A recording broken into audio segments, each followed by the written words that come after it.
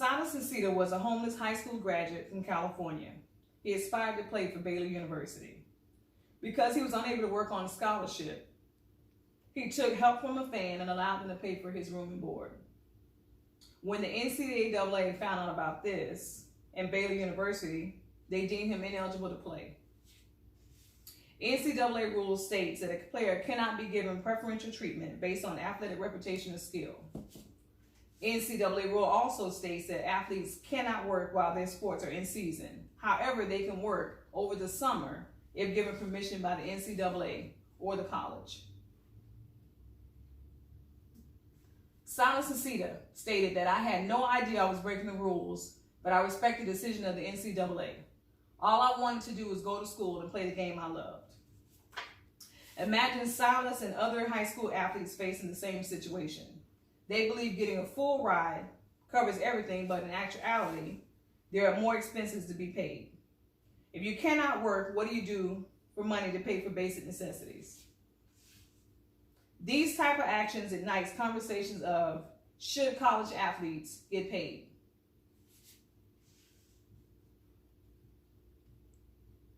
College athletes bring millions of dollars of revenue into schools. And because of this, the issue of whether college athletes should be paid has been an ongoing debate for many years in colleges around the nation. Today, I will discuss some information on college profits and the issues surrounding paying college athletes. Next, I will give you some solutions to payment. And last, I will give you my stance on why athletes should be paid with some action steps the community can take. First, let's discuss profits. On a January 2014 interview on the Seth Davis Show, Mark Emmett, the president of the NCAA, was asked if he was opposed to paying athletes. He stated, if you want to hire someone to play football, why pay a student? Although they're amateurs, they're making money for the college and universities, like professional athletes. If you did not have student athletes, Mark Emmett would not make $2.1 million a year. Dabo Swinney, Clemson Tigers coach, would not make $9.3 million a year. Nick Saban of Alabama State would not make $8.8 million a year. This much revenue is going into the NCAA just in coaches and the president, yet the athletes are getting no money at all. The NCAA brought in $1 billion during the 2016 school year of the men's division basketball tournament called March Madness. Universities with top teams make nearly $20 million a year in Nike and Adidas sponsorships.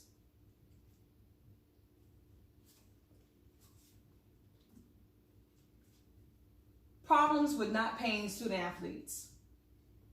Under the NCAA rule, players can still lose their scholarships after being hurt if they do not recover from their injuries. Often they pay for their own insurance and are generally responsible for long-term care for injuries that sustained on the playing field. Athletes cannot have a job if they're on full scholarship for a sport. Student athletes are required to put in 40 to 60 hours a week towards the sport they play. That is the same hours as a full-time job with overtime. College athletes have to put in so much play and practice time on the sports, they often struggle to keep their grades up to maintain scholarships. A majority of students come from low-income families. Although they have a full ride, some athletes cannot even afford basic necessities. Some athletes have partial or no scholarships, so they're paying some or all of their college expenses. If they cannot work, they may look for illegal means to make money. Student athletes that cannot work accumulate a large amount of debt. In 2009, Ed O'Bannon sued the NCAA over the use of his image in a video game. In an interview with the Players Tribune, O'Bannon stated, whether you are a big school or small school, everyone gets paid. Everyone is getting paid, whether it's the coaches, the athletic directors, the trainers, or doctors. Everyone on campus is getting paid off the money an athlete is bringing in, but the athlete himself. Now that we have knowledge of the problem, let's talk a solution. The benefits of paying athletes. Paying athletes will decrease the corruption with coaches and scouts in the college league. Athletes won't consider illegal activities if they are monetarily compensated for their talents. Less strain on families of athletes from low-income homes. More athletes will consider finishing their degree before starting professional sports. The solutions on how to pay athletes.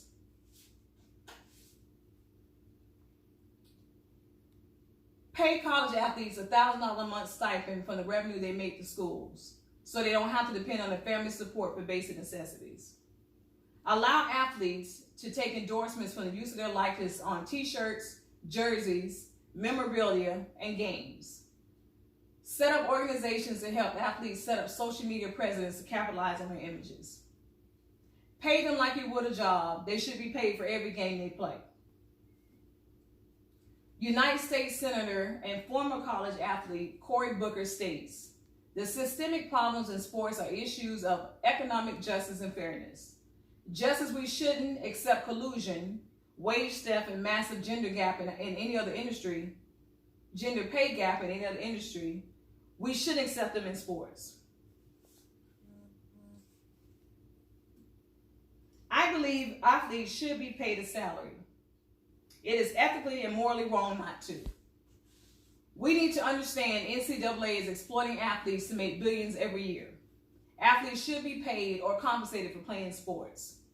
I personally know some well-known athletes that complain about how they struggled through college. To know these athletes had to rely on the good graces of strangers just to have a hot meal after chow hall is closed because they had no money. I also know many of these athletes' families had to rely on the good graces of the alumni just to have a place to stay to watch their kids play a game. All athletes should be paid a salary so they can feel free to choose any school they want to attend because they love the sport. Some of the ways that community can help, can support. Athletes and their families should make a stance and refuse to play if they don't get paid. Contact the media so the nation is aware of what is happening in the NCAA. Sign petitions against colleges that refuse to compensate athletes monetarily.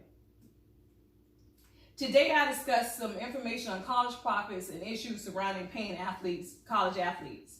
Next, I gave you solutions to the payment.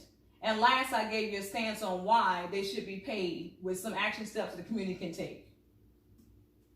College athletes bring millions of dollars of revenue in their schools. And because of this, the issue of whether athletes should be paid has been an ongoing debate for many years in colleges and universities around the nation. In the previous stated article, NCAA president referred to student athletes as amateurs. Ed O'Bannon successfully sued and won his lawsuit with the NCAA to allow athletes to receive a share of revenues from the use of their images, and also the judge in the case ordered that schools should be allowed to offer full cost of attendance scholarships to athletes, covering cost of living expenses that were not currently part of the NCAA scholarships. Although the judgment was overturned later, it brought public eye to what the NCAA has been doing for years.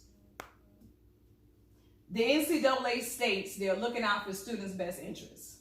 They offer scholarships and the idea of having a full ride or free education. But what they're looking for is who's going to win them the next championship.